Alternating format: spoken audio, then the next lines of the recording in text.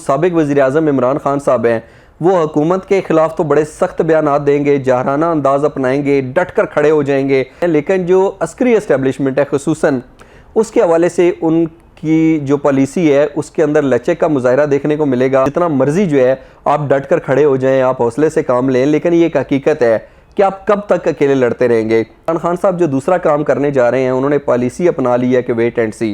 रास्ते बंद थे, लोग कैसे निकलते, लेकिन इसके बावजूद लोग निकले। कुछ भी करके देख लें, आप जितनी मर्जी ताकत का इस्तेमाल कर लें, लेकिन TLP की तरह की जो मजहबी जमात होगी उसको आप ताकत के इस्तेमाल के ज़रिए नहीं जो है वो ख़त्म कर सकते।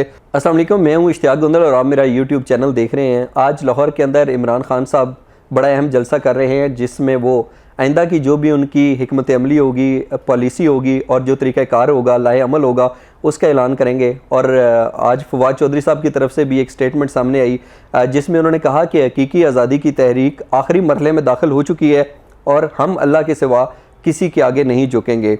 बिल्कुल ठीक, लेकिन मैं ये समझता हूँ कि आज के जलसे के बाद आप देखेंगे कि जो साबिक वज़ीर-ए-आज़म इमरान खान साहब थे, उनकी पॉलिसी के अंदर, उनकी सोच के अंदर, वो जो इक़दामात करते हैं, वो जो बयानात देते हैं, उसके अंदर एक बड़ी तब्दीली आएगी। वो तब्दीली क्या है? अब मेरी मालूमात के मुताबिक इमरान खान साहब इस चीज़ का फ़ैसला कर चुके हैं, उनको समझ में आ चुके हैं कि वो एक ही वक्त में अपने चंद लोगों के साथ, चंद साथियों के साथ तमाम तर वो कुव्वतें जो उनके ख़िलाफ़ हमें नज़र आती हैं, उनका डट कर अकेले मुकाबला नहीं कर सकते।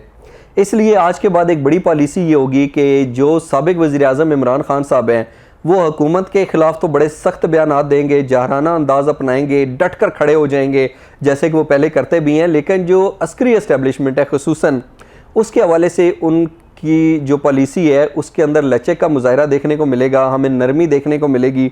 इमरान खान साहब जो हैं वो इस चीज़ का फ़ैसला कर चुके हैं और मैं ये समझता हूँ कि ये फ़ैसला बिल्कुल दुरुस्त है। एक तो ये है कि आपके पास जितना मर्ज़ी जो है आप डट कर खड़े हो जाएं, आप हौसले से काम लें, लेकिन ये एक हकीकत है कि आप कब तक अकेले लड़ते रहेंगे। अगर ये फ़ैसला किया है खान साहब ने, तो मैं ये समझता हूँ कि ये दूर अंदेशी पर मबनी है और इसके पाकिस्तान तहरीक-ए-इंसाफ़ को फ़वाइद हासिल होंगे। इसके साथ साथ इमरान खान साहब जो दूसरा काम करने जा रहे हैं, उन्होंने पॉलिसी अपना ली है कि वेट एंड सी। आप इंतज़ार करें और देखें कि आगे क्या कुछ बदलता है, फिर उसके हवाले से अपनी पॉलिसी को आगे लेकर चलेंगे। अब देखना यह है कि नवंबर के अंदर आपको पता है कि army chief general Qamar Javed Bajwa साहब की जो मुद्दत मुलाजमत है वो ख़त्म हो रही है।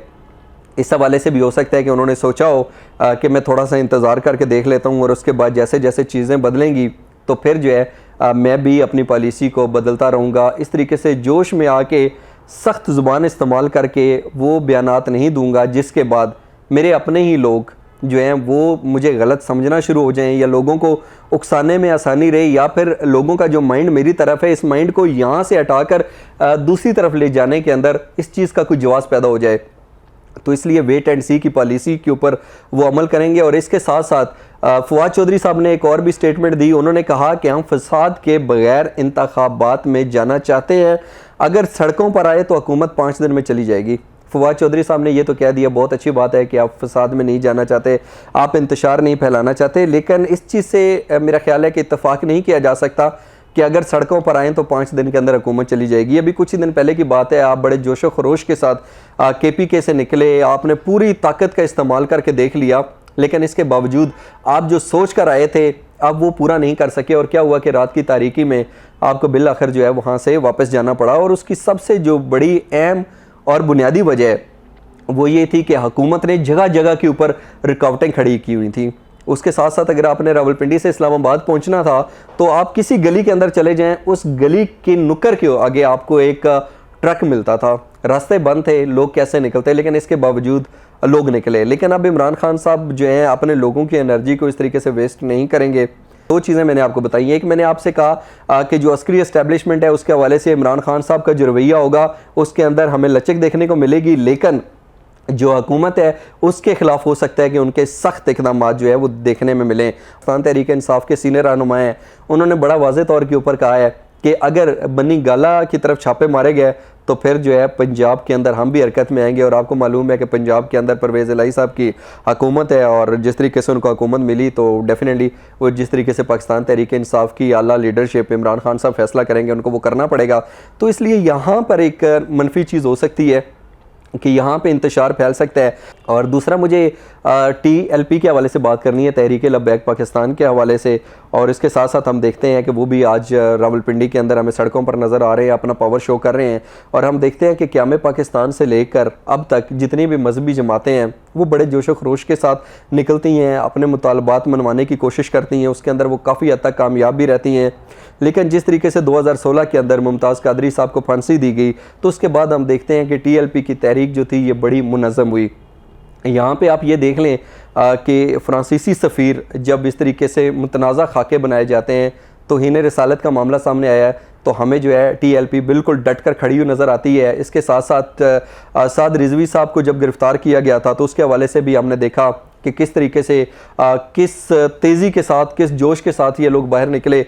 और तीसरा हमने देखा कि 2016 के अंदर जब मुमताज़ कादरी साहब को फांसी दी गई, तो उसके बाद जिस तरीके से TLP ने अपने आप को मुनज़्ज़म किया यकीनी तौर के ऊपर, वो हमारे सामने है। तो यहाँ पर ये नुक्ता बड़ा अहम है कि आप कुछ भी करके देख लें, आप जितनी मर्ज़ी ताकत का इस्तेमाल कर लें, लेकिन TLP की तरह की जो मजहबी जमात होगी उसको आप ताकत के इस्तेमाल के ज़रिए नहीं जो है वो ख़त्म कर सकते।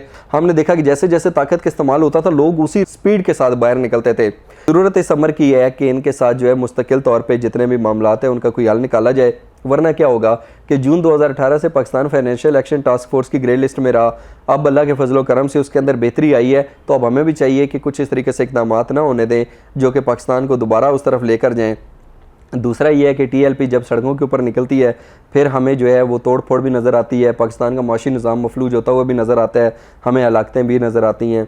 तो इस चीज़ के पेश नज़र ज़रूरत इस अमर की है कि पाकिस्तान के वसी तर मफाद के अंदर आपस में जो हम बहुत ज़्यादा सख्त बयानात दे देते हैं, सियासी हुक्मरानों को भी चाहिए कि थोड़ा सा दूर अंदेशी का मुजाहरा करते हुए इख्तलाफात को अगर बढ़ने से पहले हल कर लिया जाए तो ज़्यादा बेहतर है। इससे पहले हमने देखा कि जब TLP सड़कों के ऊपर निकली थी तो फ़ौज की सालसी के बाद वो वापस गई थी, वरना वो वापस नहीं जा रही थी।